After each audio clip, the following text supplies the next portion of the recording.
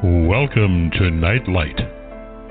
Step away from the mainstream and gather around as we enlighten the world and our realities and travel this cosmic journey we call life. Join us as we share with you and provide that beacon that can guide us all to a better way. Explore with us as we examine a metaphysical montage of spiritual insights, covering everything from the mundane to the magical, UFOs to unicorns, and everything in between. This is a time of awakening, of sharing and evolving, of spreading our wings and soaring on the cosmic breath of creation.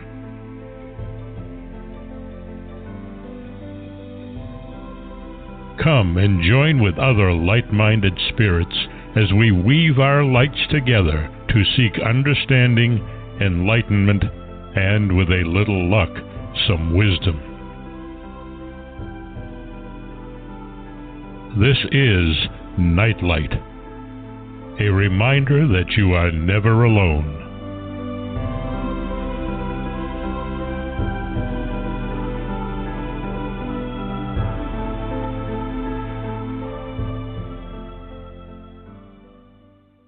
Welcome, everybody, to Nightlight. Thanks so much, everyone, for joining us and sharing your evening with us. I want to thank Ken Quiethawk for our intro. He and his wife have an amazing website called nativestorytellers.com. And if you've never listened to any of the native stories, you deserve it, and it's a treat because it's a way that they preserve their history, their mythology, their traditions, in stories that were told generation after generation after generation without textbooks. And in many ways, they have greater validity than some of the things our textbooks are saying to our children today. So check it out when you get a chance. Mark has an amazing show tonight. He has one of my favorite authors on. And if you're ready to be educated, entertained, and enlightened all in the same breath, sit back and enjoy. I actually have paper and pencil out because whenever Gary Wayne is on, I take notes. So, Mark, it's all yours. How are you doing, Barbara? Doing well. Good. I was told last night that we're responsible for someone having insomnia on Monday and Tuesday nights. It's people like my good buddy Rachel who have made the CDC declare Nightlight a public health nuisance. And I wanted to let the listeners know that we will be hosting Andrew Collins tomorrow from 2 to 4 Eastern Time on his much anticipated co-authored Denisovans Origins, Denisovans, however he pronounces it. We still haven't gotten that one right, have we? I think it's Denisovans. Okay. Just tune in. It's going to be an excellent discussion. Just don't mind us. We we're mispronouncing everything, but okay. So you just heard Gary Wayne is returning. He's the author of the authoritative tracing of the insidious plots to corrupt humanity by the Nephilim and their descendants in his The Genesis 6 Conspiracy. If you want to learn more about Gary and how to get his book, his website is genesis6conspiracy.com, and that's Genesis, the number 6, conspiracy.com. Hi, Gary. How you doing? Doing well, and so happy to be back with you, and very much looking forward to the conversation today. Oh, yeah. I think we have a variety of topics tonight that kind of mixes like Halloweenish kind of topics in with the Bible, and I think it's going to be an interesting show. It's I'm looking forward to your analysis of some of these passages and your observations of the state of corruption from the Nephilim. Hopefully, it's becoming less and less. We'll find out. Gary, if we believe how the media portray people of faith, the population would have the impression that we are not attending church, we're weak, radicals, wackos, even though Christianity is rotting from within. But Barbara has diligently built up a large audience who wants a connection to God and are looking for spiritual fulfillment. You have a large following, and the majority give you a lot of very supportive comments on your Facebook page, and your shows with us are some of the most listened to ones. Is there a greater interest in spirituality than the media portray? Yeah, I think there is, and it may not be as in the traditional sense as what the average Christian might think about, and there's a lot of sort of dissatisfaction in the Christian community with the organized churches that they're not giving the people some of the things that they're looking for, which is a void that I think they need to have a look at. But outside the Christian community, there's a huge group of people who may not be part of an organized religion, but they still classify themselves as spiritual. And so they're not totally sort of inside that loop of secular humanism and science as answers, because that has a lot of sort of holes that are dry. As you keep digging, they start to run out of answers, and they haven't quite figured things all out. So you've got people looking for the larger answer. So it's a matter of where they're going to land with that.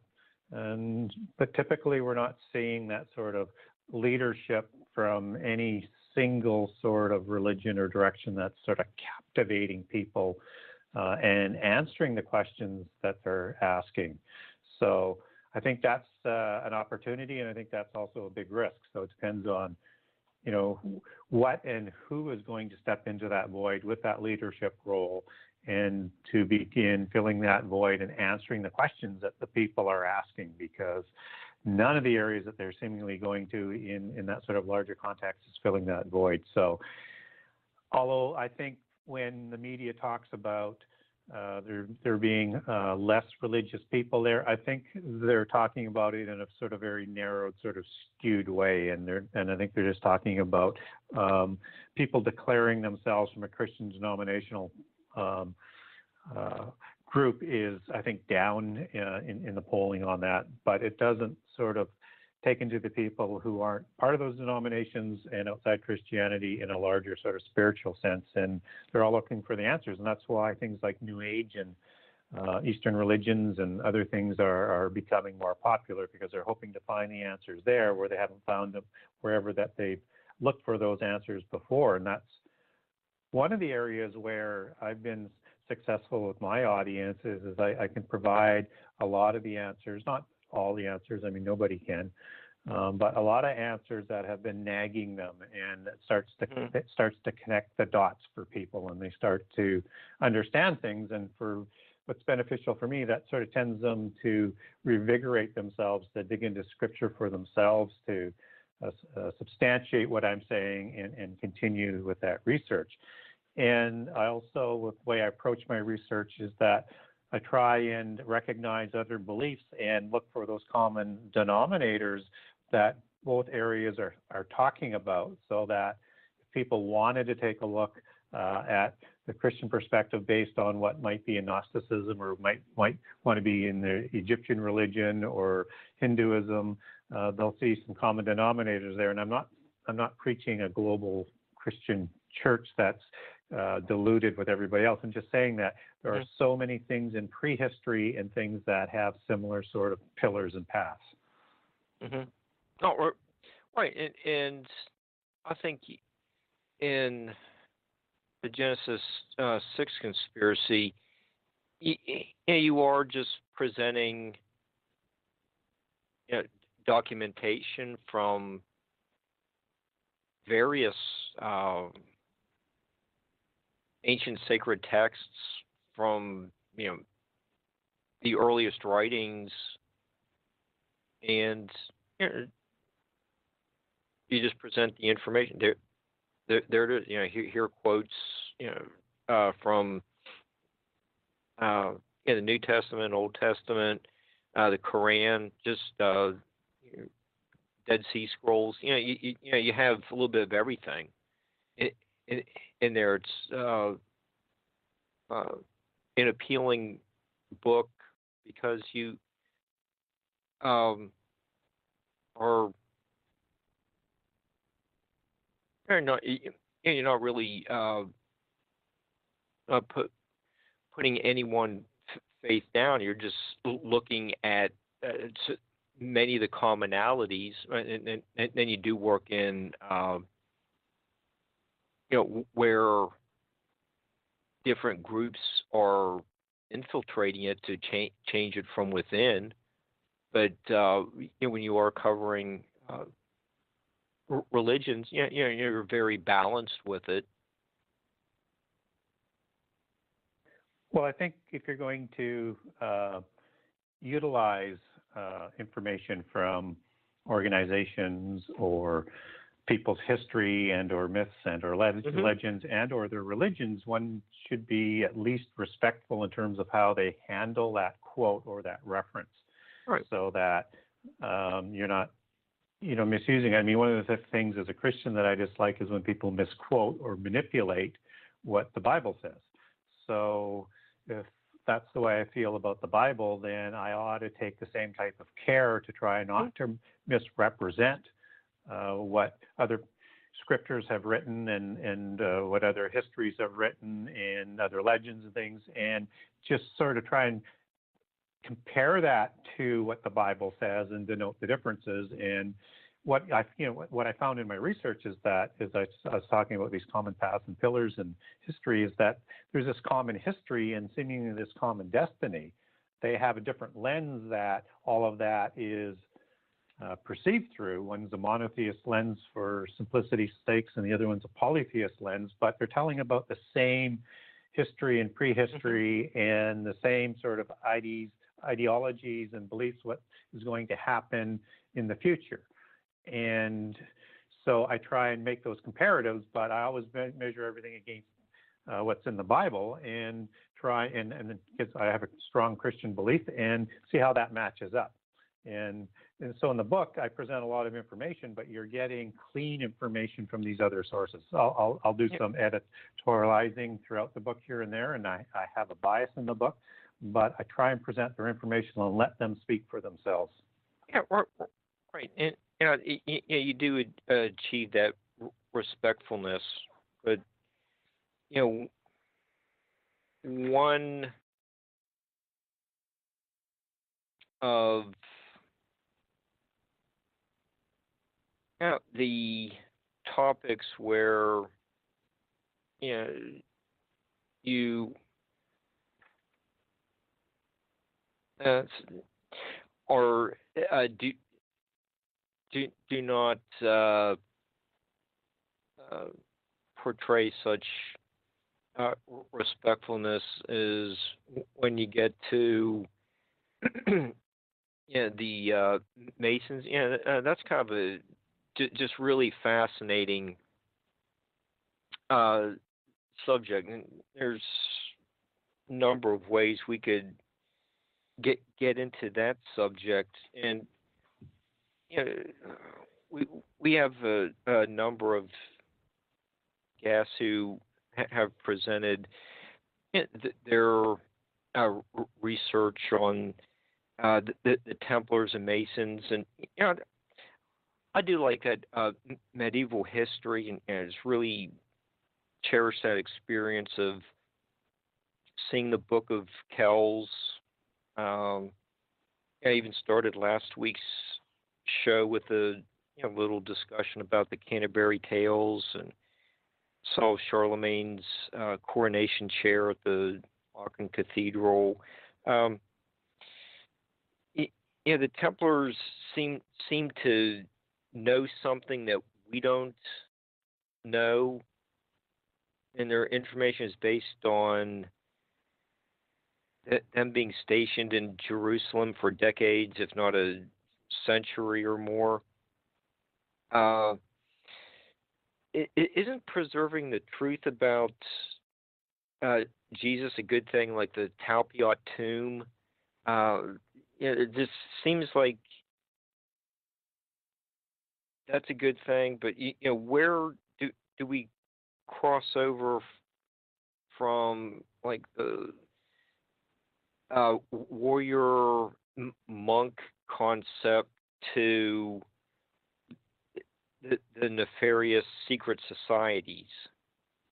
And you also say, well, the secret societies are want to return us to like the Garden of Eden. It seems like it could be a good thing. How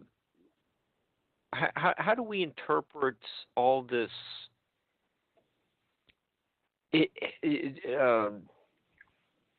information about a over 1,000-year-old secret society? It's just kind of confusing with all the information that's out there about the Templars and Masons.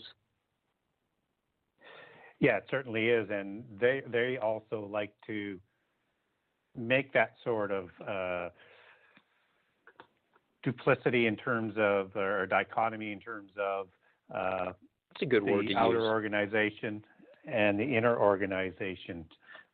So it's also partly what they're trying to do. So I'm just going to back up a couple of steps and go forward so that I can keep everybody following me here. And I do come down fairly hard on the secret societies and their agenda, and the Templars are a significant part of this whole organizational structure and history of the secret societies.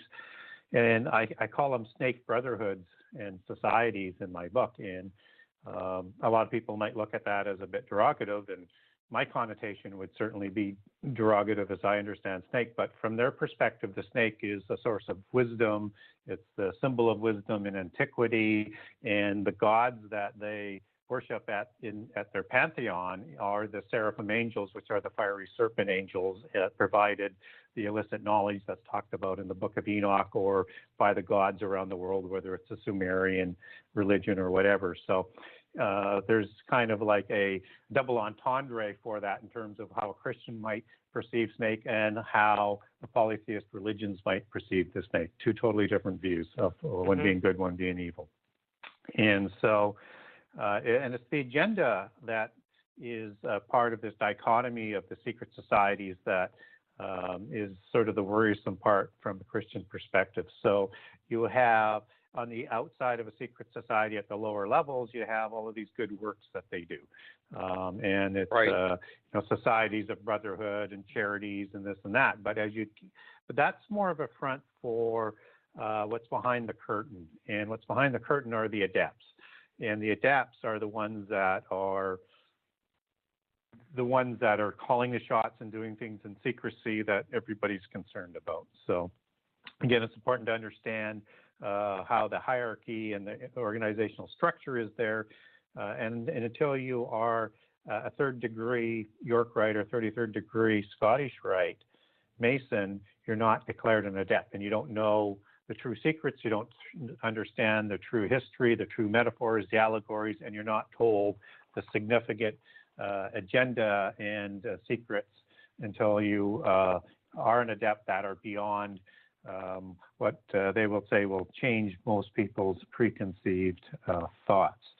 So as we talk about that, then understand that these secret societies, people might know them today as the Freemasons and the Illuminati and organizations like the Rosicrucians, and you would have, several different night orders, both within the Catholic Church, outside the Catholic Church, and there's just this myriad of secret societies that is this part of this overall tangled web of organizational structures that actually have a hierarchy that goes to the Rosicrucians. And so the Rosicrucians are the first created group in preparation for what is likely to happen to the Templars. And they're created in 1188 at the cutting of the elms, which is an occult or polytheist ceremony, because they believe the Templars have lost their way and they've become too greedy and more concerned with banking, and they've just lost Jerusalem in 1187. So they split away, which is the inner core, which was that adept level of the original Knights Templar. And after the fall of the Templars, you're going to have these other organizations that are set up, and the major ones that are going to be set up are the Freemasons in Scotland by the Sinclairs, which Henry St. Clair was a battle partner to Hugh de Payon, who was one of the main founding members of the Knights Templar, and I'll circle back on that in a second. You have the Rosicrucians who we talked about, and they also are going to help us set up the Sarkani Rond, or the Ordo Draconis, to put their bloodlines and kings back on the thrones in the early 1400s. That's the first sort of visible aspect of what the Rosicrucians are going to do, as being that intersection of secret societies between the purebloods and the lower secret societies, with the upper half being all pureblood, and or the bloodlines of the Nephilim, or the bloodlines that go back to the Seraphim Watchers. And so you also have the Illuminati, and you have the Rothschilds, who set up the banking arm outside the church. You have the Jesuits being set up inside the Catholic Church in the 1500s to replace them as what they would call the New Templars. And you also have the Royal Society, and which is also called the Invisible College inside the craft, which is going to take care of education and science outside the church, and still does today, and as well as what the Jesuits are going to look after, science and teaching and banking inside the Roman Church when they're set up, and also going to take over the banking inside the church, which is all going to consolidate into Switzerland over time, but that's a different rabbit hole. So just laying that down, now we have this organization that is going to be put together, that are going to meet with, de Bullion is going to meet, who is Godfrey de Bullion, one of the main founders of the Knights Templar, is going to meet with the Calabrian monks at a Pythagorean mystery school just before he goes over to Jerusalem. And what he's getting is the information to whatever they're going to be looking for in Jerusalem. And they're going to start off with a select few members of people are going to be in this new organization that is going to be set up, and it's going to include Hugh de Payon and people like Anjou, and there's going to be a couple Cistercian or Gnostic monks that are part of it, and the Cistercians are the Benedictines, which is connected to the Calabrian monks that I just talked about a couple minutes ago, that are going to be these founding members. And so they're there looking for things in particular that is of interest to their bloodlines and their religion, which isn't Christian, or which isn't a Christian religion. So they're going to be setting up with this organizational structure that I talked about with the Freemasons, and you're going to have this lower level of order, and then at the top you're going to have the adept order of purebloods who are offspring of kings. And so like Anjou, who creates the Plantagenet offshoot families, and de Bullion and de Payon are all bloodline sons of kings out of the Lorraine region. And St. Clair comes from St. Clair, which is the name of the treaty of 911-912, where the Normans or the Norse expropriate Normandy from France, and that's the name of the treaty. And that's the Rollo family, and they take their bloodlines back to the Norse gods, and they change their name to St. Clair in honor of that treaty, which gets transliterated into Sinclairs, which are the founders of the Freemasons, and just after the Templars are are broken up. So you have that same organizational structure there that is going to be the same organizational structure for the secret societies below it. But now what they're looking for is not necessarily the proof of Jesus, but what they're looking for, and they're called the keepers of the message, the keepers of the secret, and that's why it's a knight order, even though it's all royal bloodlines. De Bouillon, de Payan, Anjou, and most of the other members, and even the two Cistercian monks, because they're part of the monastic life, they're going to be lower level siblings of royal bloodlines as well that are in the churches. So they're all royal bloodlines that are making up the order. And they're looking for things like the Ark of the Covenant, gold treasure, and they're going to discover two other things. One they're looking for, and Noah's there, and the other one I think they're hoping is there. But two things they're going to bring back. One is this knowledge of building, which when the Templars come back, they set off this huge renaissance and invigoration of architecture from the sort of the Gothic Romanesque style, which developed out of the old Romanesque, which didn't really have any light going into the temples because they couldn't put big windows in there because the weight would crush it after a certain size. So this Gothic architecture has these flying vaults that allow for these huge stained glass windows, and they're a wonder even to look at today. And this is part of the knowledge that they bring back with them. But they're also looking for the genealogies that part of their religious nature hid there and safeguarded at the time when Jerusalem is destroyed in 70 AD by the Romans. And at that point in time, it's the Essene sect of the religious orthodoxy of religion that has control. The Pharisees and the Sadducees have fleed away. And so you have the Essenes, and the Essenes are the religion that takes their religion back to Heliopolis as polytheists, that they believe that the monotheist religion has gone rogue and that they are practicing the true religion of Moses. That's what they believe, not what I believe. But these are the people that are known as the princes of Jerusalem that are also part of this with the genealogies. And this is who de Bouillon, de Payan, Anjou, and the others take their bloodlines back to through the Merovingians, back to Mary Magdalene and Jesus. And these are the genealogies that they're looking for, that they say that they found. And this is the secret that they're keeping and will bring out in the end time, which will bring down Christianity as we know it, because as the Bible says, if the resurrection, didn't happen, that's the single thing that Christianity stands on. So if they can bring that down, they can restructure Christianity for the new Babylon, which is the goal that is set out within the Templar Constitution that's recorded by Master Roncelin, which if people want more information on that, get a hold of me. I can send it to you. That they are trying to, within the church, which is their bigger agenda, once they get back to Europe, is to create the new Babylon, which has one world government and one universal religion. And it's this religion of Egypt and of Gnosticism, which is the religion of the secret societies. Okay. So, since we're talking about Egypt, some of these engineers, we probably need to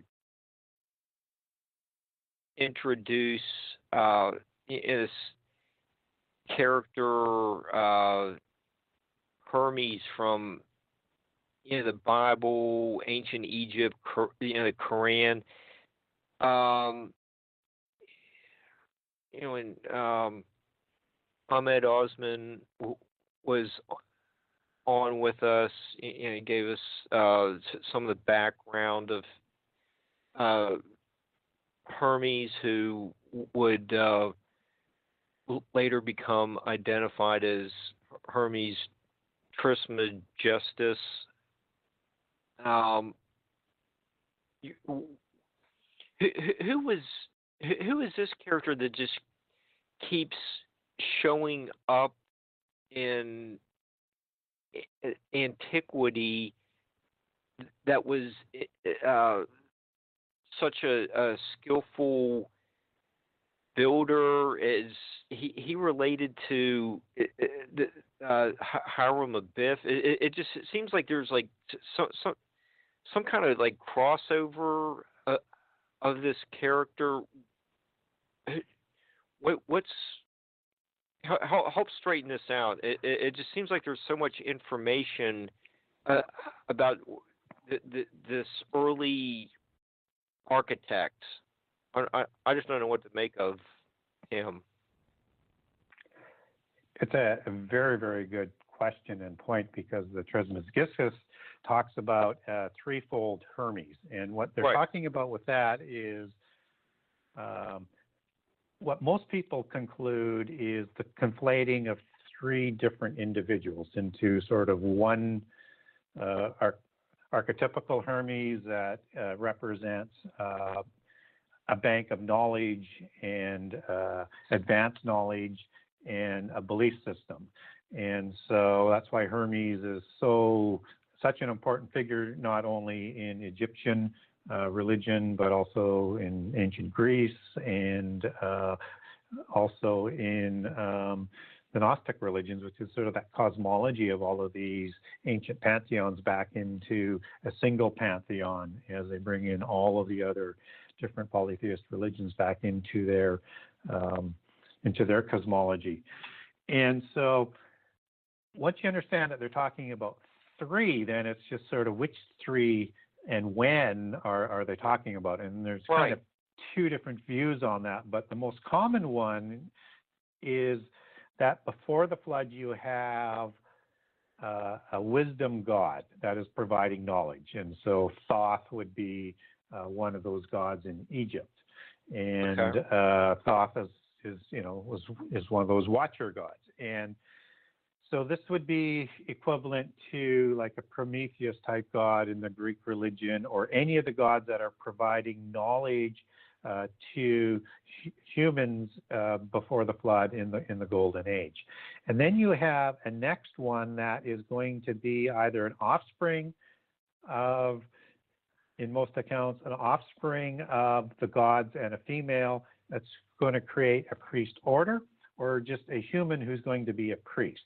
But they're talking about the same individual in the different religions. And so this typically gets to be the second Hermes.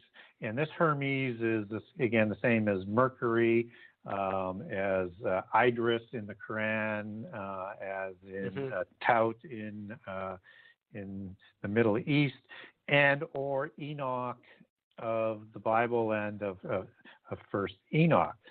And this is the one who is talked about in the secret societies and Masonic history as receiving the knowledge that Adam receives in Eden and developing that knowledge via his father Cain, who was taught by Adam after Adam, when Adam is born and they're outside of Eden, and then he kills Abel and he gets ostracized, but he goes to Nod and he finds a wife and he has Enoch as his first son. So this information is being downloaded. And by the sixth generation, when the giants are created, this is also when the knowledge of the fallen angels is going to hook up with Enoch. And so that's the second individual. And I was just spending a little bit more time on Enoch because this is where it sort of crosses paths with Christianity. The thing is there are two Enochs in the Bible.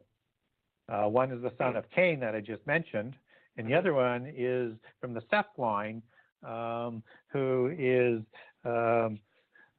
not the same individual that the secret societies are talking about. So I call one the good Enoch and one the evil Enoch. And but it's about this knowledge that Enoch does and how it's used to create the mystical religion, which is the Enochian mysticism that the Essenes believe is the religion of Heliopolis that crosses the flood, the same religion.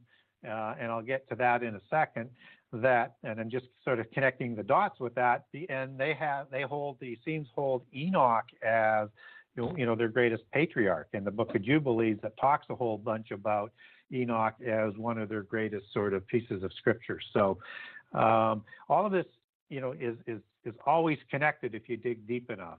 And then after the flood, there's knowledge that is developed by Enoch that is put in 36,525 books stacked in 9 vaults and buried under the pyramids, according to the Masonic history, is found by a fellow called Hermes, which is Hermes after the flood. And he brings that knowledge back to Nimrod, who uses that knowledge to build the Tower of Babel and the City of Babel. And this knowledge is so great that God is going to disperse and confuse the languages. And so this is that knowledge again that is going to get passed down through the Dionysian builders, the Pythagorean mystery schools, down into Tyr, who accepts this knowledge and then passes on to King Solomon to build the first temple, and the knowledge that the Masons are going to go and excavate for underneath Jerusalem, along with the genealogies and the other treasures that they believe are there, and which is, again, believed to be that dynamic Gothic technology for architecture that they bring back to Europe. So anyways, connecting that's generally how the three are laid out, but some believe it's either a god or Idris or Enoch, or whichever name you want to use for him in the different transliterations of the same individual, for this bank of knowledge and starting of the original religion, and or with Hermes again after the flood, and then another Hermes that comes at least 1,000 years later and is more akin to developing the alchemy aspect of the 7 sciences while in Egypt. Okay, and isn't this Hiram, Hermes person also memorialized at the Roslin Chapel? Oh, absolutely. It's a significant ritual within the secret societies, and is also part of what's memorialized in Roslin, because Roslin is built by the St. Clair family, right? The founders of Freemasonry, the St. Clairs that we talked about earlier, as a scaled down model of the original temple. Okay, this is, it is really interesting. When we've had several guests on, they've presented this information. It can be confusing with,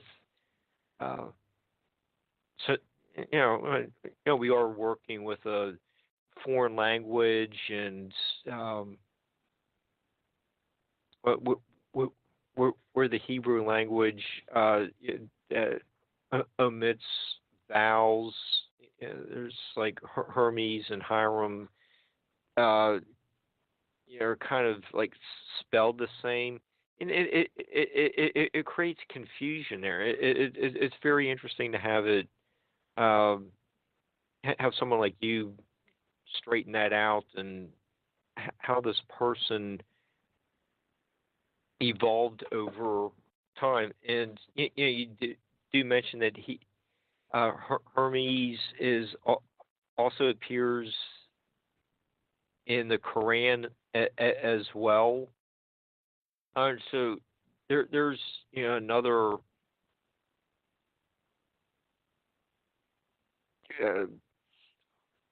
appearance in the he Quran makes as Idris.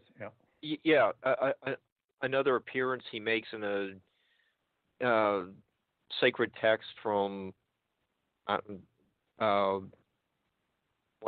500 AD. So it's a fascinating subject. But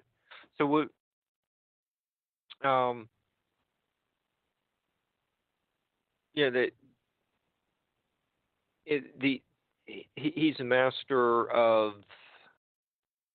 these 7 sacred sciences. How? Well, and not just a master, but developed into what they call the absolute. And that is the manifestation of all of the sciences working together and governed by philosophy, so that they don't destroy themselves from the face of the earth with the technology. But the technology that comes out of that, they say, is so powerful it would just destroy the earth instantaneously. That's what they say. I don't have anything to substantiate that, but that's what they say. That knowledge, when put all together, has the power to do. Okay, well, this is just really fascinating information. You got these legendary buildings, beautifully proportioned, that still survive today. But we're also dealing with a totally different mindset 3,000 years later. And you do talk about the today's Masons are wanting to return us to the Garden of Eden. How does that, page 342, you talk about restoring humankind to the first estate, the spurious Garden of Eden, through a spurious Redeemer. Okay, so where do we go from building these buildings that still inspire us today to a group of people that wants to take us back to this innocent time, but there's a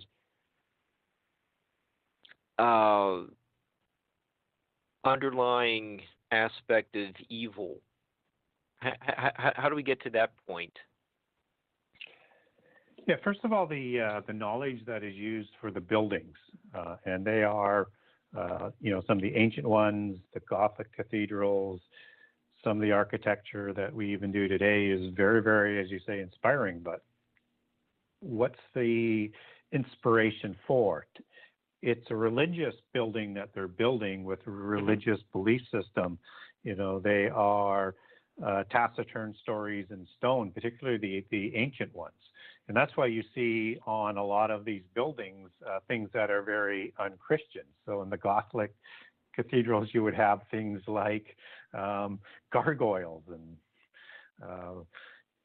the 7 sacred sciences being portrayed, and the Black Madonna, and on and on and on. Mm-hmm. It's not to honor monotheism and Christianity. It's to honor their pantheon of gods. And so, again, it's a completely different sort of belief system, even though they're building the buildings for the Christian church, for the Roman church.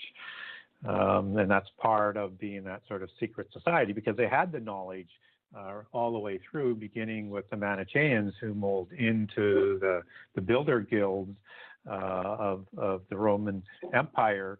And the Catholic Church, when they came to power in 300, needed them to build the churches, and continue to needed them right through the Middle Ages. And so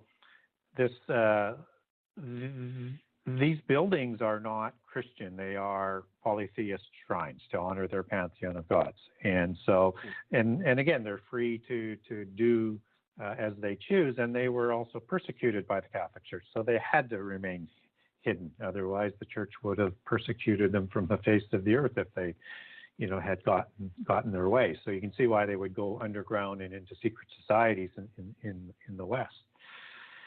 So again, I go back to what we talked about earlier as we link this into why this is a concern in terms of where they want to go. Just as they say they want to bring it back to a Garden of Eden, what they believe that is and what Christians believe are two different things. They are upside down, poles apart, opposites.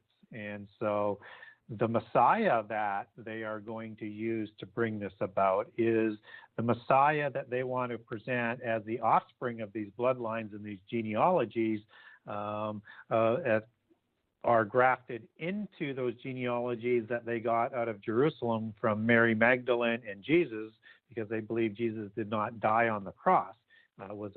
Was an extraordinary prophet, but not the Son of God, not deity status, not the Word of God who became flesh and went back to him. So they have a different view again as to who Jesus was and where he fits in. Just as Jesus was a blonde-haired, blue-eyed prophet in the Nazi Ariosophy religion, which is sort of a rogue offshoot of Theosophy, which is created by Gnosticism, which is that religion of the secret societies and the Rosicrucians that goes back into prehistory. So what they're trying to bring about is this new Eden, which is their new age. It's that golden age is the allegory of Eden, because everything's done in an interpretive format in the mystical religions, and you need to understand what that was. And this was an age where the gods lived with humankind and presented them the knowledge. And the allegory comes from Eden because that's when Satan convinces the Nakash, which is the serpent, and Satan is also a serpent and a dragon or a seraphim angel, as well as cherubim. That's a different rabbit hole, but understand the allegory that's going on here. And he coaches the Nakash, or avatars the Nakash, to deceive Eve to eat from the tree of Gnosis, or the tree of good and evil. Again, they call it the tree of Gnosis, the tree of knowledge. In the Bible, it's called the tree of the knowledge of good and evil. And it is at this point when Eve eats of it and then convinces Adam that they can now distinguish evil and good. And it has an effect on them, and they're convinced to do it to become like gods. And again, in the Gnostic religion, there's two pillars to being God. One is immortality, and the other one is knowledge, with the discipline to control that knowledge, which comes out of the sciences and philosophy, which governs the knowledge, which is why you have the philosophies as part of the liberal arts. It's an extension out of those sciences that's built into the original religion.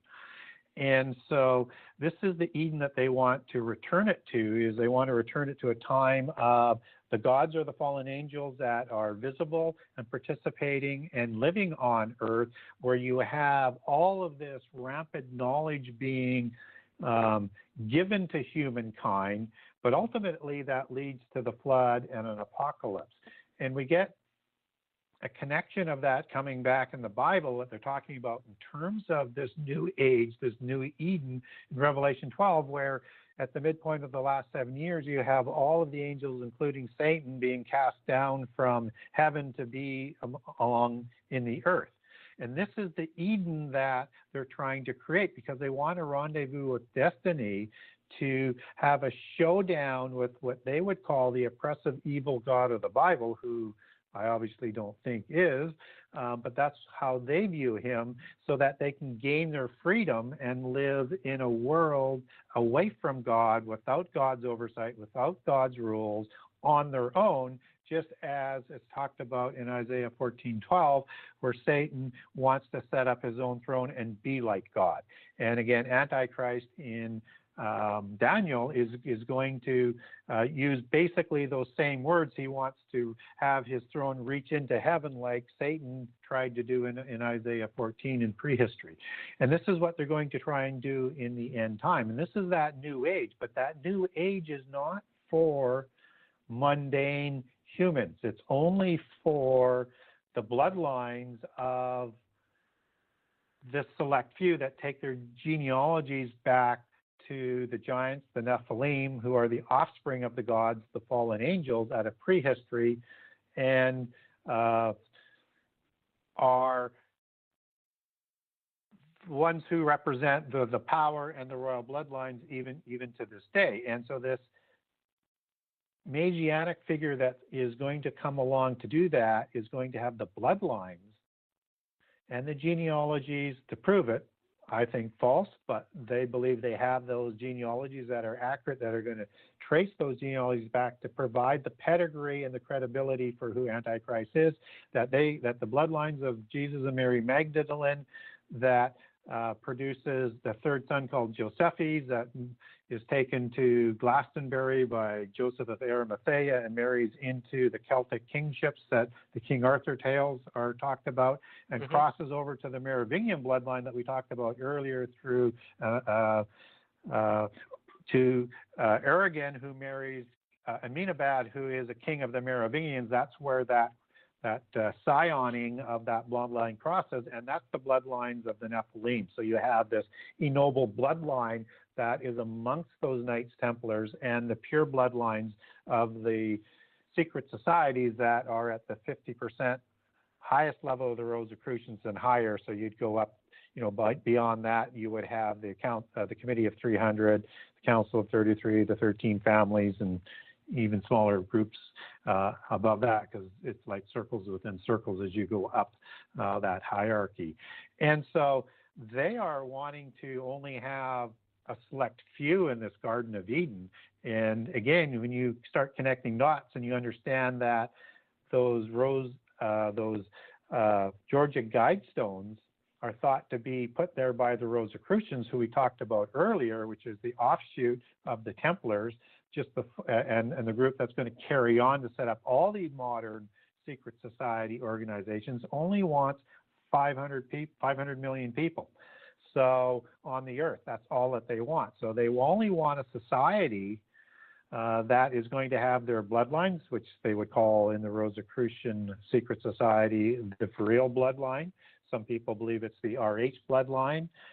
They also call it the gene of Isis, which is a significant allegory, and I have a chapter devoted in my book to that.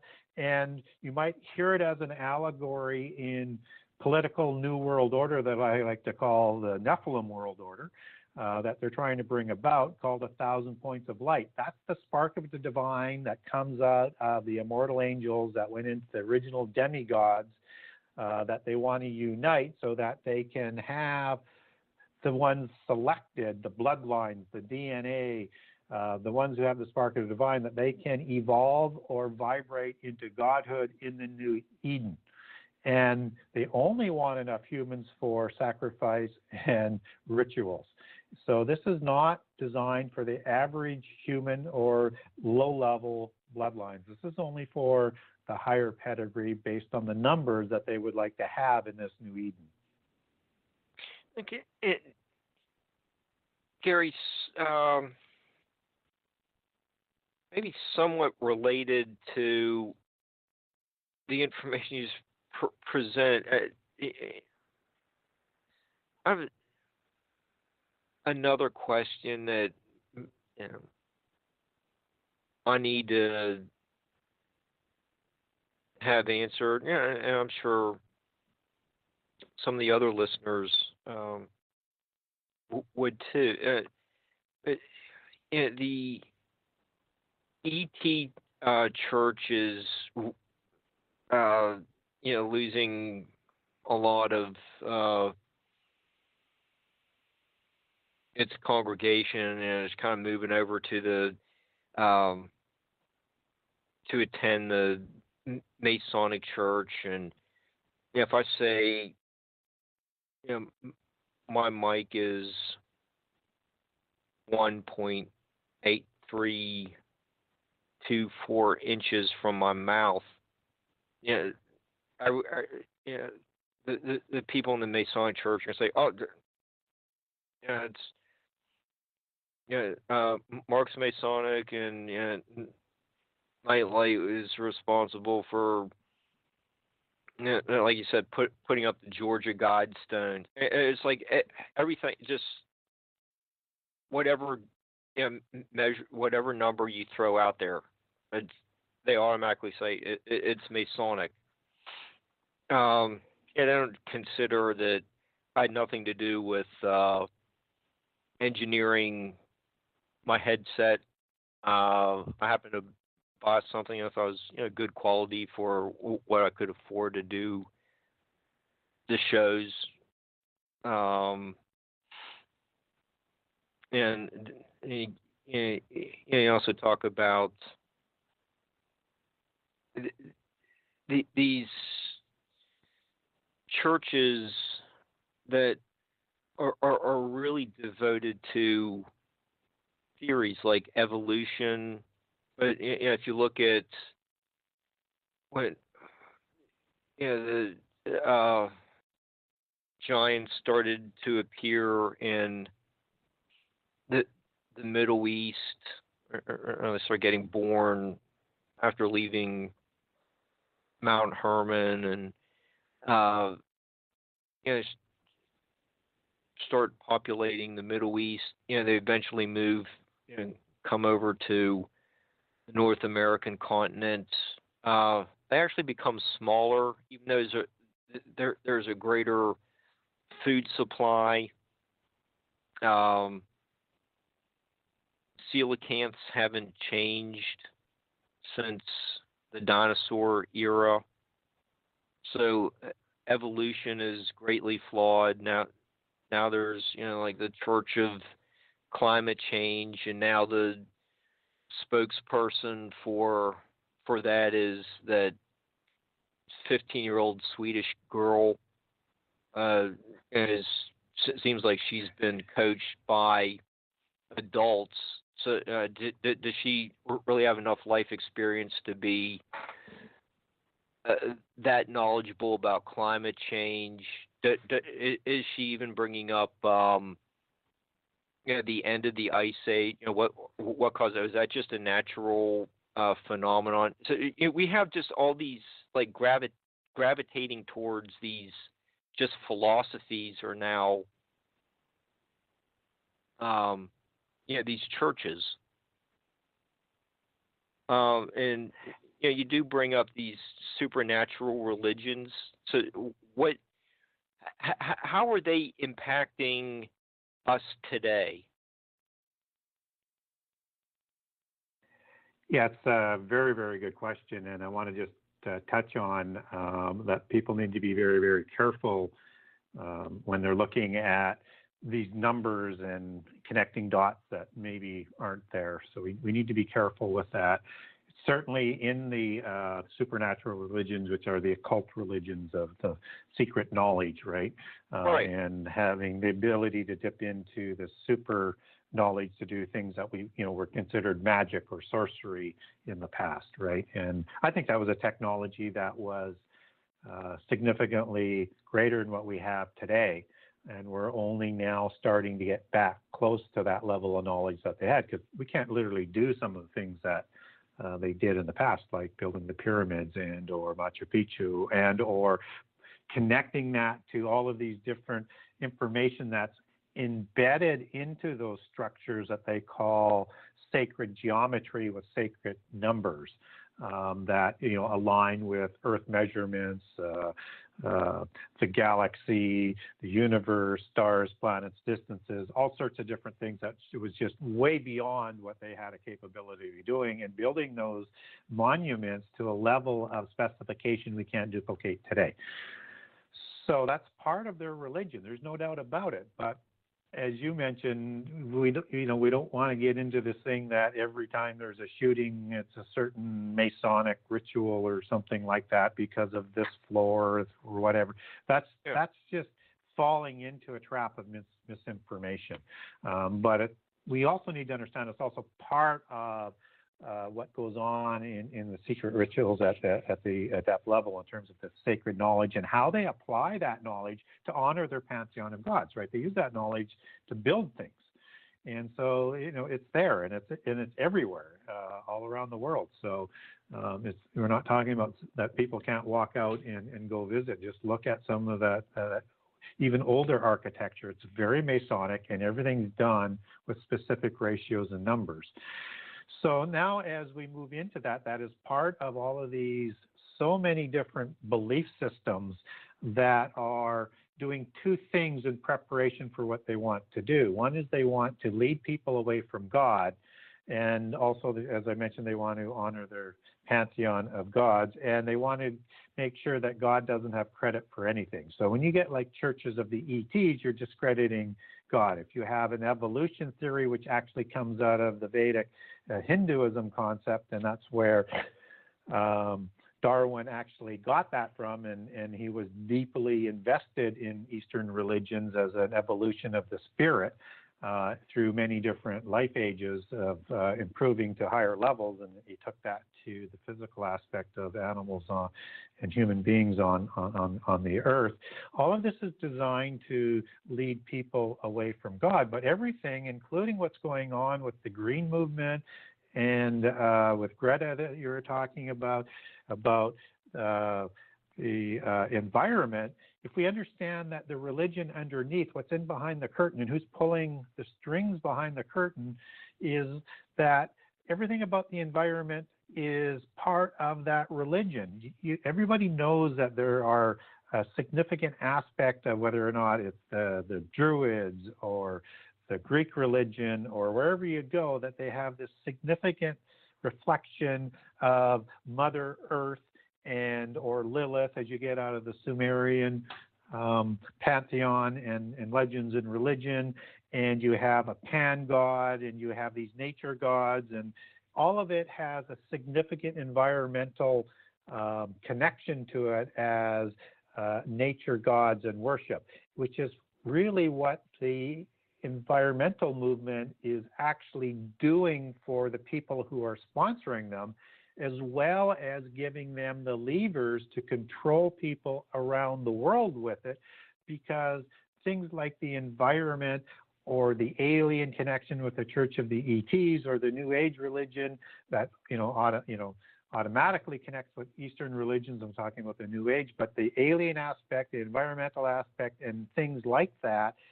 transcend national borders, because you need to go back to understand this concept that I was talking about earlier, that the Templars want to create as their dream this universal religion and universal government, all of that we see the globalists working hard at today, who are sponsored by the bloodlines and the secret society organizations to bring this about. And they have, like I said, their web and tentacle is so huge, they are going to get their day of destiny. It may not be when they want it, but they are going to bring it about when they're permitted to do so. And all of this is designed to prepare the world for doing that. So when you look at what Greta is doing, and she's spending a lot of time in Canada right now. She was in Edmonton about a week ago, and I think she's going to be in Vancouver here next week, is all about that brainwashing. And she is actually creating like a religious-like atmosphere and an apocalyptic nature to it. And they're saying, right, which is, again, even the UN isn't saying that the world's going to be destroyed in 12 years. But this is the Babel syndrome.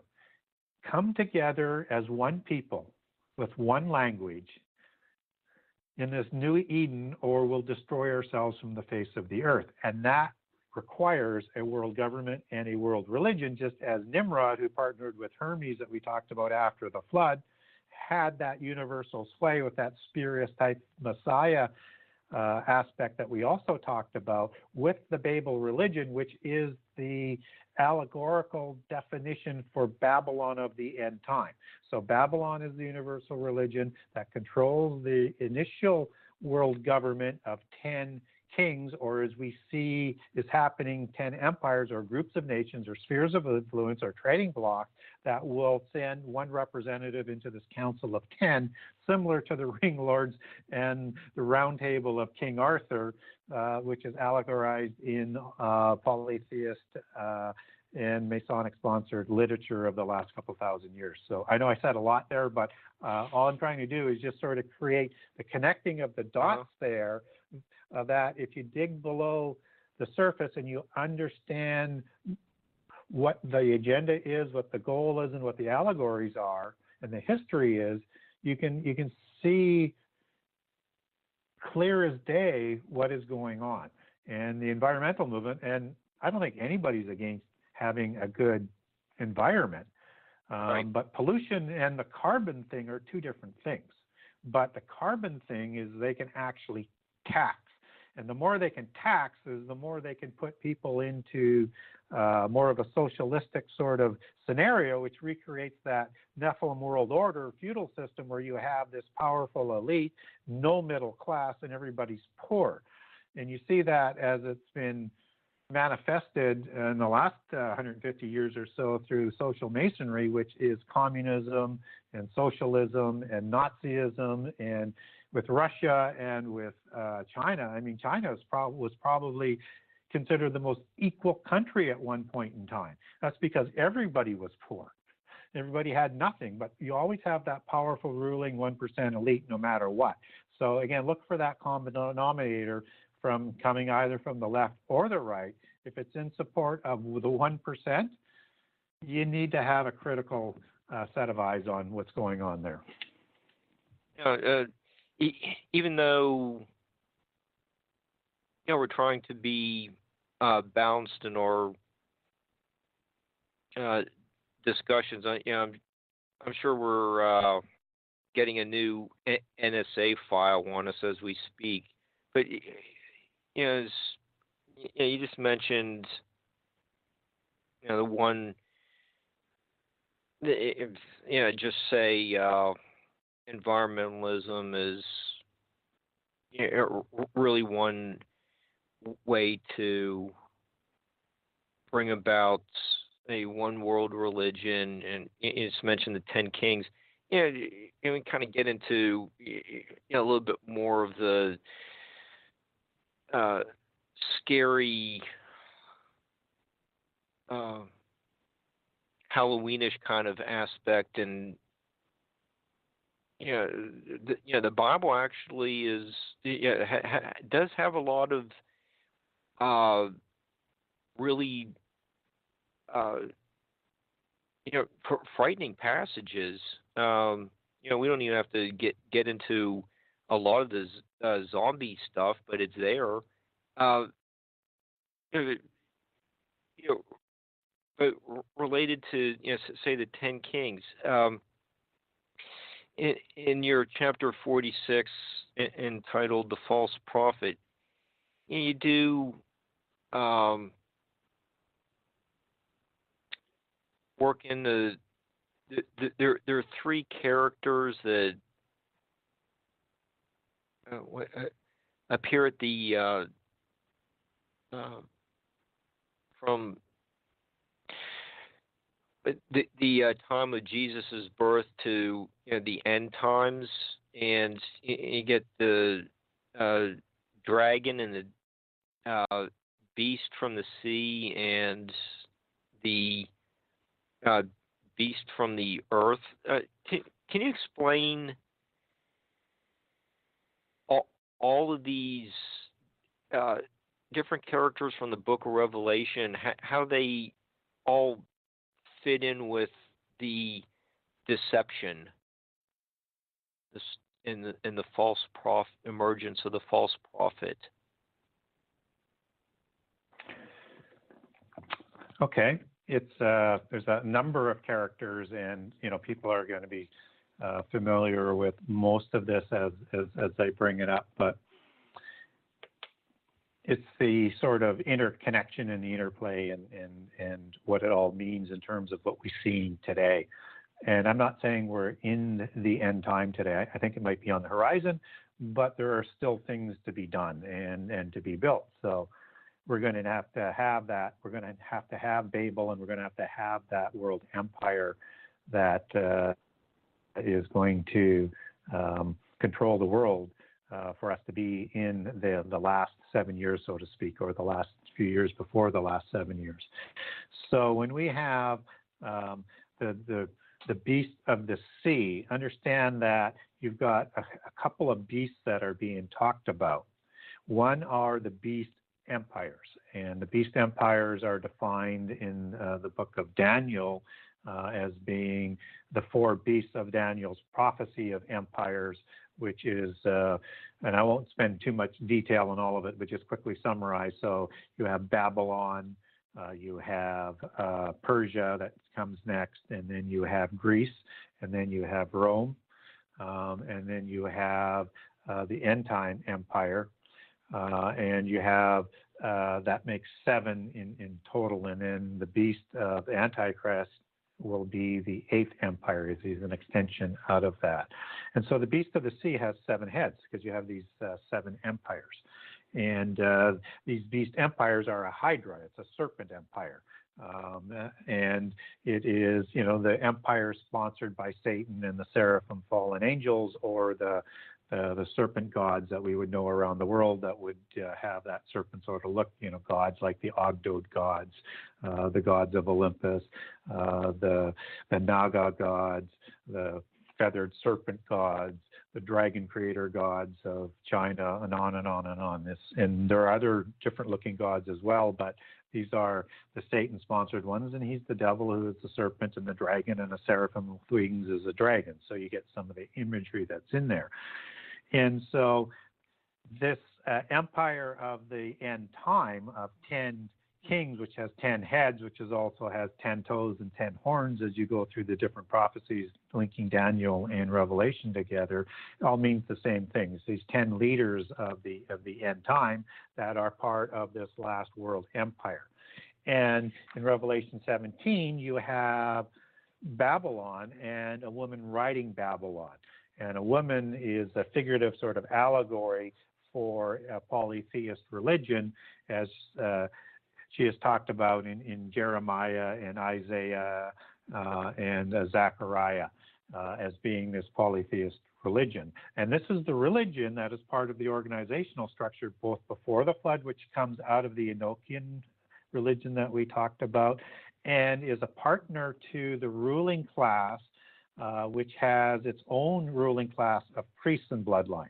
And so you have the royal bloodline, which comes from the Nephilim, and you have the mystical religion. This is what has happened after the flood as well with all of these empires. So you have the mystical religion of Egypt, you have the mystical religion of Assyria, you have Babylon, Persia, Greek, on and on and on, and they all have that pagan polytheist religion, which has its roots in Enochian mysticism that crosses the flood, and is connected back to Babel because that's where it gets its start with Hermes and Nimrod.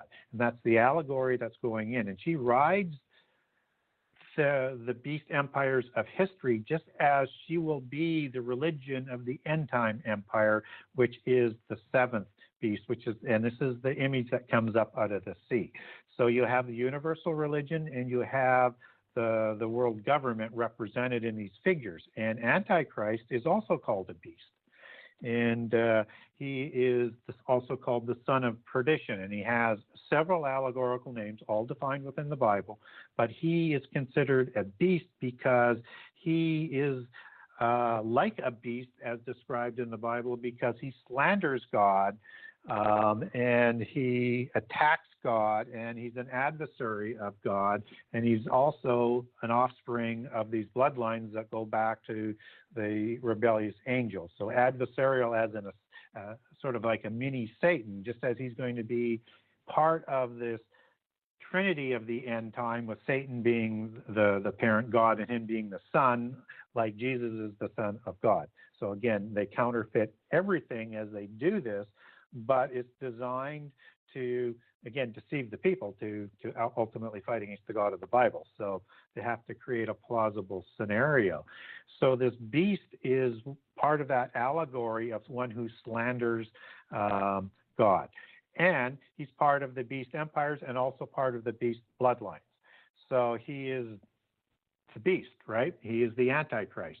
And he is the one that is going to negotiate the covenant, the 7-year covenant for the last 7 years. And from that, he's going to rise to fame for this world government that's being dominated by this universal religion, which comes first so that it can bring about this empire that it's going to ride on a worldwide basis, and is going to grow extraordinarily rich from this arrangement, because it's going to take a transaction off of every electronic transfer that happens in the world. It's going to be just a huge value-added tax that it grows rich from.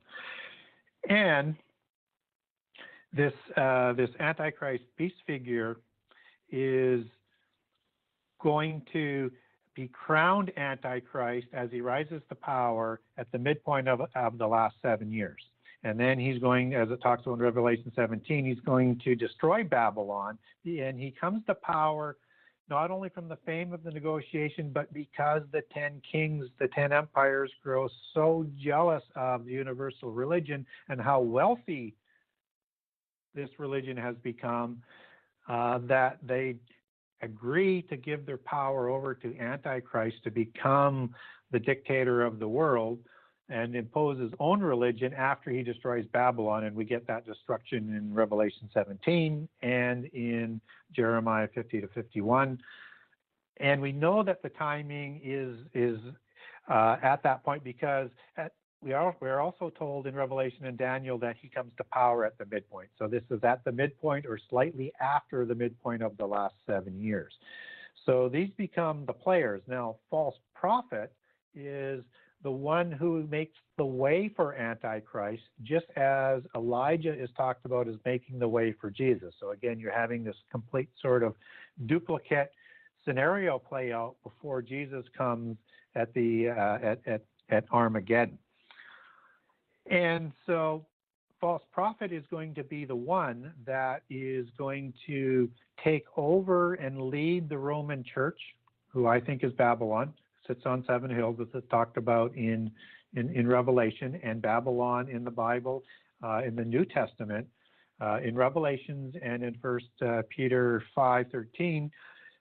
When you take Babylon back to Greek, not only does it mean Babylon, Babel, Babylon city, but it also is allegorical for Rome, as it is used in 1 Peter 5:13 as that definition, because they used Rome as an allegory or as a pesher code, as what the Essenes did as well, to disguise Rome's name being used, because Rome would punish anybody who was thought to be an enemy of Rome. So they used a pesher code or an allegory, and that's how Babylon is defined coming out of Greek in the New Testament. So I think Rome is going to be taken over by false prophet, who is going to convert that to be this universal religion, which has been infiltrated through Gnostic sects like the Jesuits, like the Benedictine nuns, Benedictine monks, the Cistercians, and on and on and on, with all these different monotheist orders, which incidentally goes back to the Essenes, who we talked about earlier, who were the first monastic movement in the West. And that's the organizational structure and part of the religion that comes over with the princes of Jerusalem, that is going to intermix with all of the bloodlines, and from the priest aspect of it are going to mold inside of Christianity, all in preparation to create the new Babylon, as they call it, inside the original constitution of the Templars for the end time. And so false prophet is going to make the way for Antichrist by allowing him to negotiate this contract that's going to create his fame, but then Antichrist is going to turn on false prophet. So hopefully that I've made sense in terms of the timeline and the players, so that people can get a better idea what the players are in the end time from how the Bible looks at it. How the polytheist religions will look at it is that this is the actual Messiah, and this is the religion and the knowledge of light, of the good ones, and that the evil one is the God of the Bible, who enslaves human in the physical world, doesn't give them knowledge, and only wants them to worship them and live in poverty and ignorance. And they're going to ask humankind to fight God at Armageddon, to fight for the freedom to live in this separate realm. And they're going to create that scenario because as he comes to power, that's, as I mentioned earlier, that's at the midpoint of the last 7 years. Just before the midpoint of the last 7 years, Revelation 9 talks about the abyss being open. And that's when the impassioned angels, and probably the worst of the angels, were locked in before the flood and or after the flood if there was a second incursion, because that was a violation against the laws of creation to create the giants, which is a hybrid angelic human hybrid. And they were sent into the abyss to wait the end time and their judgment for those sins. And those are the things that caused the original apocalypse, which was the flood. So the apocalypse of water, whereas the end time will be the apocalypse of fire. So they're let out just before the midpoint of the last 7 years. And at the end of Revelation 9, you have this 200 million man war that everybody talks about as being Armageddon. It's not. This is the war that matches up with Joel 1 and 2, which has the same description of these fabulous beings of this war machine, but not 3 and 4, because Joel 3 and 4 is the Armageddon war. So Joel 1 and 2 is the Revelation 9 war, which is the Ezekiel 38 war called the Gog War, understanding that Gog and Magog, as it's talked about as some of the leaders of this war, are the names of the offspring of Iapetus, who were giants. So again, I don't think that Gog and Magog relationship is there without meaning. And we know that the sons of Japheth include Gog and Magog, who settled in Scythia, where polytheist religions and legends suggest that the giants escaped after the flood out of Tartarus, or the abyss, out of Scythia, and that they would have intermarried with the offspring there. That's kind of their accounting of why that of the connection of Gog and Magog in Ezekiel 38. But this is the same war. This is going to look like Armageddon because it's so horrible. It couldn't be worse. How could you have an army greater than 200 million? And this is the war that Antichrist will use as the last part of his credentials of being Messiah, that he will bring peace and actually will take credit for destroying the Gog-Magog alliance that is situated outside of Jerusalem and is utterly destroyed. And he'll take credit for that and then go into Jerusalem and Israel later and be crowned Messiah in the temple, which is called the Abomination, which is at the midpoint of the last 7 years. Okay. You're related to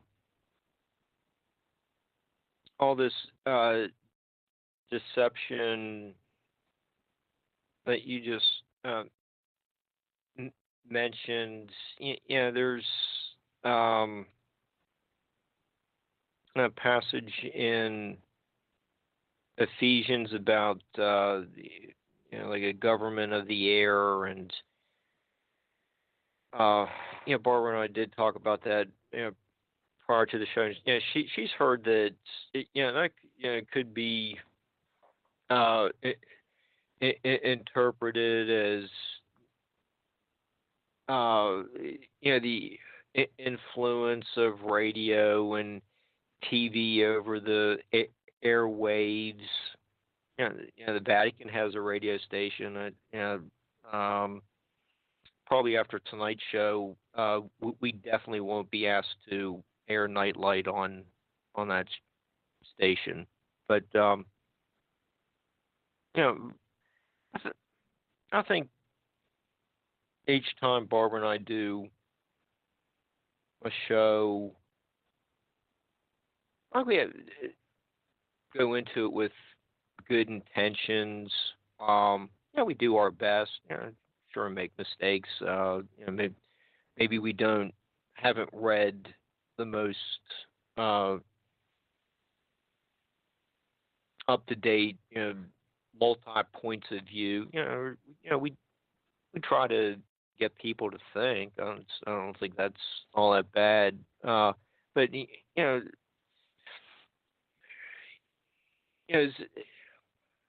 what do you think about this new way where we just sit in our living rooms and our offices, just talk with international guests in our pajamas late at night and discuss stuff like this? Are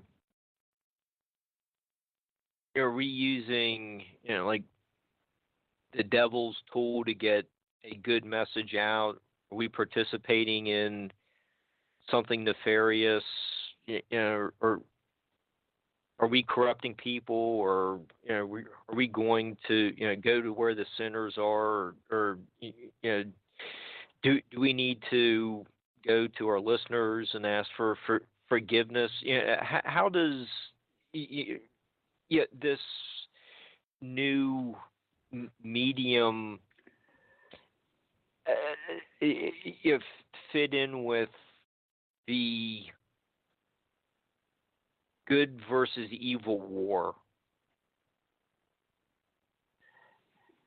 Yeah, it's a very, very good question. And when you're talking about just that verse in Ephesians, it says, according to the prince of the power of the air and the spirit that now worketh in the children of disobedience, as is the Ephesians 2:2 that you're talking about. And prince in that application, it goes back to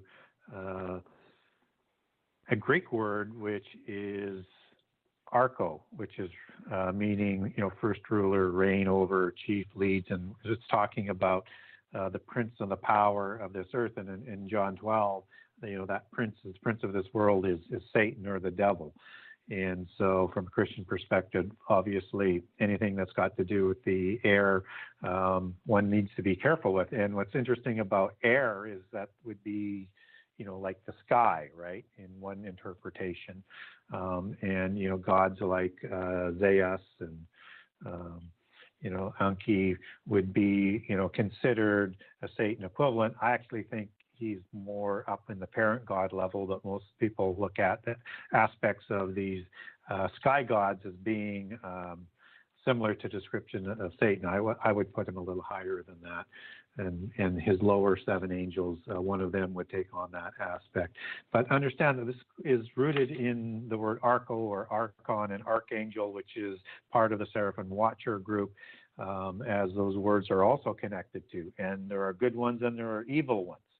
And that's one of the main things to keep in mind here. But I also want to make sure that I nail one other aspect of the quote that you're talking about. It also says the spirit, and the spirit can mean breathe, just as, or it can mean a spirit of an individual. It can also mean air as well, and air can also mean, as you take that back to Greek, it can also mean breathe. So it has a connection to the word spirit that follows after, and I think it might either have a dual meaning or closer to that meaning. But it's the aspect here of that supernatural nature that is still governing the earth that we need to be careful with. And I'm not here to say that technology is bad or knowledge is bad. In fact, it is neither.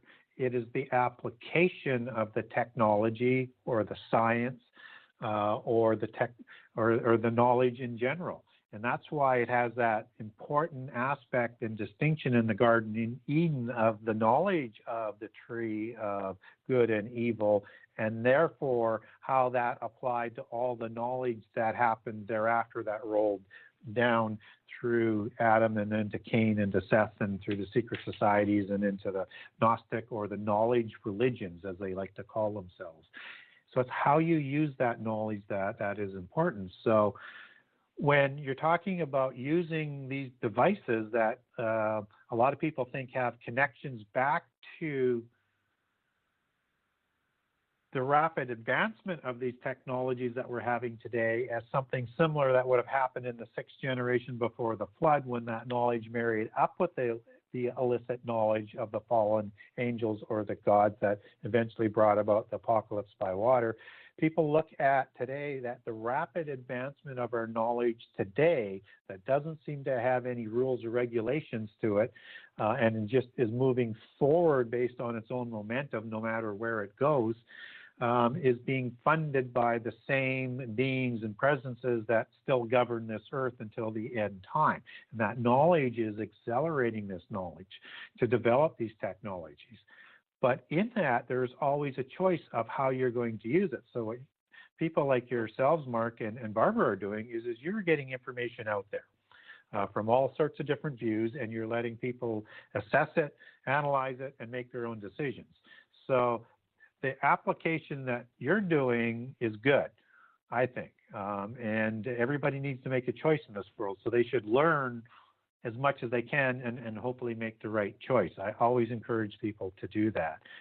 And then when you've made that choice, at least you've made a choice, because even if you don't choose, you still made a choice. So no matter what you do, it comes down to that. But what we do see today is how this knowledge is being this technology is being manipulated through the media, the entertainment is all presenting more and more and more skewed, coming together one point of view that is being used to prepare and brainwash people for the end time. We're not getting fair and balanced reporting. It all has the same sort of values and belief system, which is the outer end of the inner core belief system that's all sponsoring it. And that's the risk of the technology that is going on today. And I don't know whether I buy into this part of it or not, but a lot of people think that the entities, the demons, which are different than the fallen angels because they're the bodiless spirits of the offspring of the fallen angels, so a lower type of god. That's why they're called demigods, the offspring of the angels, as opposed to the gods, which is the Christian aspect of the angels, and who brought this knowledge and enforced the feudal system of the demigods all throughout history until a recent time in the West, which is why they're trying to bring it back under control again. But what's going on here is that what a lot of people believe is that it's these angelic and demonic elements that are sponsoring this knowledge and are able to work within this technology because they're spirit beings. And that's why, demons are looking for humans to possess, because if they want to actually interact in the world, they need a body. But again, we have technology being developed that is probably going to be developed so that they can house these demons for the end time, just as how we might get actually Gog involved in the Gog war of Ezekiel 38 and 39 that we talked about earlier. And what's interesting about all of that is that they're using one specific angel that is sponsoring this knowledge, particularly for the technology. And that name is the name Metatron. And I don't know whether any of your guests have spoken to it, but Metatron comes up in the third book of Enoch, which, is, quite a bit different than the first Enoch. It has a lot of similarities, but it talks about Enoch before the flood, who transcended himself to become a word-like figure or a Jesus-like figure who sits beside God. He transcended to that level through the knowledge. And this is the angel Metatron, who was Enoch before he transcended to becoming Metatron, who is sponsoring this knowledge to develop all of this technology in the advanced technology aspect of it. So whether or not that's true or not, I don't know, but there's a lot of speculation. So I just wanted to connect sort of dots again back to how all of this, if you keep peeling back the onion, you get back to the same sort of sources. It's I'm just kind of doing some self-reflecting there. I'm just like, much time as Barbara and I put together, or talk to put together a show. There isn't any intention to deceive. We just try to present. I don't know, wholesome. I can't think of the right word at the moment. Just wholesome information to get people to think. Hopefully, keeps people on the right path. And, it's just. But if you get ahead of the timetable in terms of how they want to roll things out, and you're talking about things you don't want them talking about before they would want people to know about it, wherever you come from a perspective, then chances are they're going to try and stop that. Okay. Well, I'll put my tinfoil helmet back on. But there's, we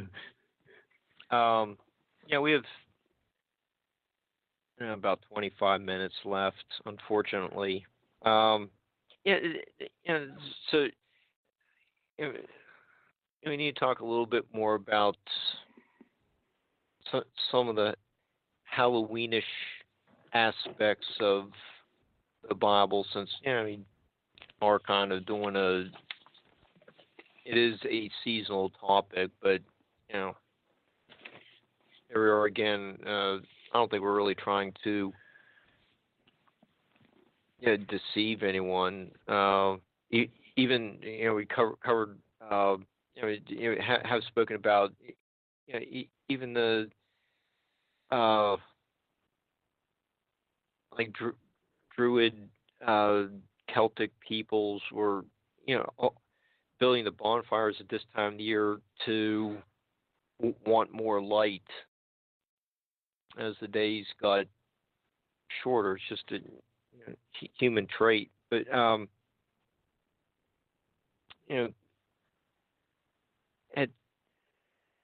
this time of the year, we're dealing with costumes, and they may reflect who we really want to be. It can reveal disturbing traits. And it's, for example, you get John Wayne Gacy with a smiling clown. It's just really unnerving costume. And after Halloween, are people going back to being unauthentic selves? That's a deception.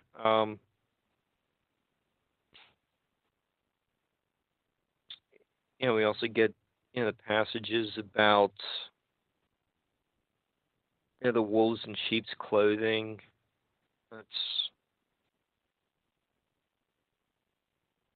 disturbing as well.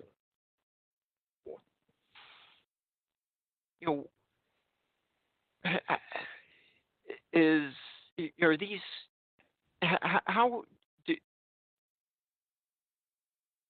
do the costumes that appear at this time of the year, do they go back to, are they going back to more this deception theme from the Bible? It's just a really fascinating subject. It's kind of I mean, there's just like ruminating again about what we do on this show, but I don't think we're really wolves in sheep's clothing. I think we're just sheep all day long. I don't think we're really putting on a show, but that theme does show up in the Bible, and it just kind of does fit in with our little Halloween kind of topic tonight. Yeah, and also there's a verse in the Bible of Satan masquerading as an angel of light. So right, I missed that one. Yeah, totally forgot or that one. Or disguising himself. Yeah. So and I'm going to say that there's something to that. And I'll come back to the wolves thing. And obviously, everything I'll talk about now is masquerading, but it has biblical and worldwide connections here in terms of what happens on Halloween. That is very much what my research has dug into, and very much of what I have in the book, and I'll come back to that. But you have Day of the Dead, which is part of the same Halloween, All Hallows Eve, right? It's also known as Dia de los Muertos, and it starts, October 31 to November 2nd, but from the Celtic understanding of it. It actually goes and back into Greek and Roman mythology all the way up to the 11th of November, which is Remembrance Day was selected on for the First World War. And then you have 11th day, 11th hour, and 11th minute for the ceremony to begin, which is, the 33 number, which is a significant number for the polytheist religions. But all of this is this age of when the dead or the demon spirits are coming through the portals and into this world. And so this has to do with the offspring of the fallen angels, the Nephilim, the giants, whose bodies died, and their spirits aren't allowed to go to heaven, so they go into the underworld, in the physical world, and have this as one of their most significant days. That's known, in ancient ology as Samhain. And what's important about all of that, is that it's the costumes that people are wearing that are related to this day, this period of the dead, and coming through fairy shays or fairy domens or portals or what have you, when they come out. And in the Celtic understanding of it, these were sort of buried dead heroes. So they also connect them back. And they were afraid of what these spirits were going to do. And that's why they were lighting these bonfires. And then they were doing sacrifices to sort of ward off these demon spirits. But I'm not going to get into that. That's a bit of a different rabbit hole. If we have time, we can maybe come back to it. But just think about what the most popular costumes that people like to wear at Halloween, and I'll just go through some of the most popular ones. Okay. Like Ghost, that's a spirit, right? Mm-hmm. It's a Nephilim spirit. Vampires. Well, the allegories to the bloodlines that we talked about that go back to the Nephilim are raven and dragon. And a vampire is is rooted in Bram Stoker's Dracula, which, etymologically goes back to the word dragon, and they drink blood just as Nephilim drank blood to sustain immortality. And they have the fangs of a cobra, which is a serpent, which you see the cobra on with the Nagas, Egyptian imagery with kings, and it's all part of that serpent sort of common history that goes back also with dragon as being the same individual, one with wings, one without, and seraphim angels, the rebellious ones at least, that had the fiery serpent faces that rebelled and created these Nephilim. And it's the allegory for the bloodlines, the male patriarchal bloodlines of these genealogies I was talking about earlier. And then you have, like fairies. Fairies like the Tuatha De Danann, which is part of the Tuatha De Danann, which is part of the Celtic understanding, and the people of the underworld or other world where they went off to and they also come back, is part of the same sort of understanding of the Celtic understanding of what comes through these portals at Halloween. But fairy, and Tuatha De Danann are the offspring of the fairies that come from other planets. And the shays and the banshees are those demon sort of spirits that are the bodiless spirits of these Tuatha De Danann. And fairy and owl, as in Lilith, but fairy in this application is the matriarchal bloodlines of the Nephilim bloodlines, and part of the Elven bloodline, and the Elbigistenian religion, which comes from Elbe, which has a whole bunch of connections we don't have time to go into tonight, in terms of the Cathar Gnostic religion of the Templars, which was at the inner core. So again, understand all of these have connections. Superheroes like Batman, like comatose, is like a Xibalba demigod who looked like a bat, and all of them had sort of that raven type look that lived in the other world and were the enemies of humans. So or Superman, who comes from, is the son of I think is a son of is it Jor-El, and he's called Jor-El. But anyways, he is Superman from the house of El, which is the Hebrew name for an angel or a god. And all of these costumes have Nephilim connections, and the Nephilim were the heroes of old, the mighty ones of old. They were the super demigods, the offspring of the gods and angels and human females.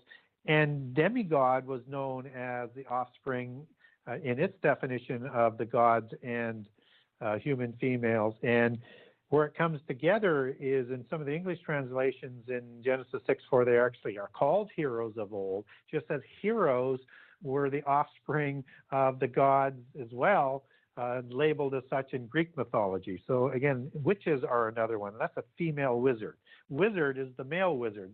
And the female witch and the wizard are the priests in allegory of the polytheist religions. They're not these evil things that Christians will look at them as, and they were the adept priests because they could cast all of this magic, which comes out of the knowledge that we talked about earlier in the show. And the clown, that's actually out of the, if you look at a clown, it has this pale white face, right? Right, yeah. And that's connected to shamans and jesters and jokers, and then in the West they put some decoration on it. That's part of the trickster spirit. That's when the shamans and the adepts of the priest level or the religious level are either going to be avatared or possessed, one demon possessed or avatared by one of these angels, and inside the trickster clown is this inner spirit providing this knowledge that they like to tap into. I think for the most part it's more of a avatar effect from an angel to get the knowledge, but some of them will accept demons, and is not a symbiotic relationship.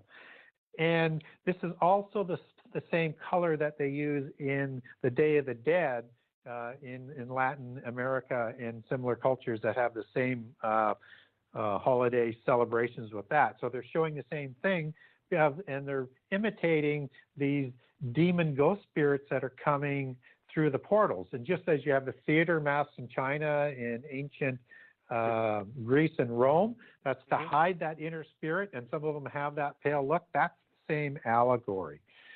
And so the court gestures were the jokers, and it was their job as this priest class, as the allegory goes, was to humble the kings and keep them in line. So you have this hidden organizational structure in the West with the jester joker, but if they displeased the king in any way, they used to punish these jesters and jokers, and or if they didn't make him laugh as hard as he wanted to make them laugh or to be entertained, they would take a knife and slit their mouths, which is the look of the Joker in the Batman movie. That's where that comes from. You have all sorts of monsters that come that are part of technology, whether it's Frankenstein or things from ancient mythology, part of the costumes. You have werewolves, which are shapeshifters, and part of the whole trickster sort of mythology, particularly coming out of Greece with the werewolf as a shapeshifter that was in Ovid's Metamorphoses, and King Lycaon of Arcadia, who's a Nephilim king. Zeus changes him into a werewolf, and all of his family, for not doing what Zeus wants them to do. And they start a race of these wolf creatures that, become the werewolves, and some people think is related to the dog Nephilim. So again, all of these sort of ancient sort of connections to the polytheist religions in prehistory, just as you've got gods that were known as being trickster gods. So, and Hermes would be one of them. And I won't go through the whole list, but understand there's a whole list of gods that would be classified as trickster gods, and also there would be a lot of demigods that would be trickster spirits as well. So that's where that sort of trick or treat comes from that trickster aspect. And also, as that connects back to the Druids, they would go door to door looking for a treat, and the priests would for this ritual. And if the nobles didn't provide the people, there was going to be trouble. But they were looking for servants to sacrifice and use in the fat to light the lanterns to ward off the spirits. And so that was the treat. So if they didn't get it, they did the trick. And so they grabbed the people of the household, and they would, in a ritual, basically put them through a series of tests. One of them would be the bobbing for apples out of boiling hot water. But at the end of the day, they were going to be sacrificed, beheaded, and then burnt for fat for the lantern for the warding off of these demon spirits that were coming through. But I went down another rabbit hole there. Sorry. Zombies, which are the Walking Dead, right? Well, yeah. So very that's popular subject. Very popular subject. So people like to dress up as zombies, and this is people whose bodies no longer have the spirit in them, but they're still alive. And again, it's part of that sort of Frankenstein sort of understanding of what they're trying to do to create beings for the demons to inhabit. That's where the root of that goes to. So all of these different costumes, they go back. And pirate goes back to the Templars. The skull and crossbones is a Templar icon that goes back to the idea of Jesus not dying on the cross, and how the bones would stack up in an ossuary, and that they have the proof of that Jesus didn't die on the cross, what they believe, not what I believe, and they put that in the form of skull and crossbones. And the original pirates were the Templar fleet that sailed away and got away with much of the treasure and the knowledge before the Catholic Church and the King of France could take over and disband what was left of the Knights Templar. So again, all of this is just interconnected. But I just thought I'd throw out a few things there that would mesh with what we were talking about today in terms of costumes and werewolves and demons and Nephilim. So it seems to all have roots back into prehistory. Yeah, Gary, we have, 5 minutes left. Maybe for a real quick, one of your interpretations, and then you can talk about your website, and that should be the evening. But one of those biblical stories that gives you kind of the Halloween heebie-jeebies type feels is the bones reforming in the Book of Ezekiel, and it almost seems like the movie Hellraiser, the first Hellraiser, where the guy murdered in the attic, grows all of his muscles and all the bones get reconnected. It's even today's scary movies can trace some of their roots back to these biblical stories. What was the scene there with the